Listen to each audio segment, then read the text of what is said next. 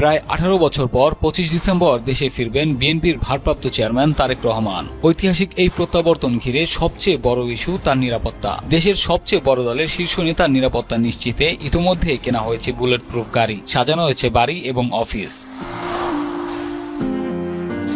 তবে দেশে ফিরেই তারেক রহমান নির্বাচনের প্রচারণে চষে বেড়াবেন সারা দেশ, তাই তার নিরাপত্তা এখন বিএনপির অন্যতম অগ্রাধিকার।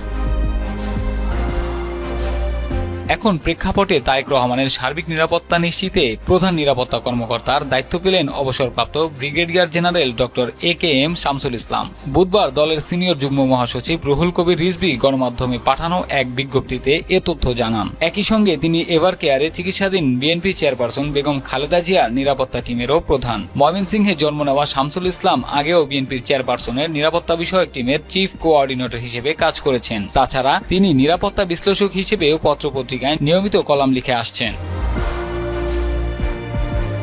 শামসুল ইসলাম আসন্ন ত্রয়োদশ জাতীয় সংসদ নির্বাচনে ময়মনসিংহ ৯ নান্দাইল আসনে বিএনপির মনোনয়ন প্রত্যাশী হিসেবে প্রচারণা চালিয়েছেন। 2025 সাল পর্যন্ত চাকরির মেয়াদ থাকলেও ডক্টর একেএম শামসুল ইসলাম শেখ হাসিনা সরকারের রোষানলে পড়ে সেনাবাহিনী থেকে 2018 সালে চাকরিচ্যুত হন। তার অপরাধ ছিল 2018 সালে জাতীয় সংসদ নির্বাচনে তার বড় ভাই সৌদি আরব পূর্বাঞ্চল বিএনপির সভাপতি অধ্যাপক রফিকুল ইসলাম নান্দাইল আসন থেকে বিএনপির মনোনয়ন প্রত্যাশী ছিলেন। মূলত জাতীয়তাবাদী ঘরানার হওয়ায় চৌকস এই অফিসারকে সেনাবাহিনী থেকে বাধ্যতামূলক অবসরে পাঠায় হাসিনার সরকার।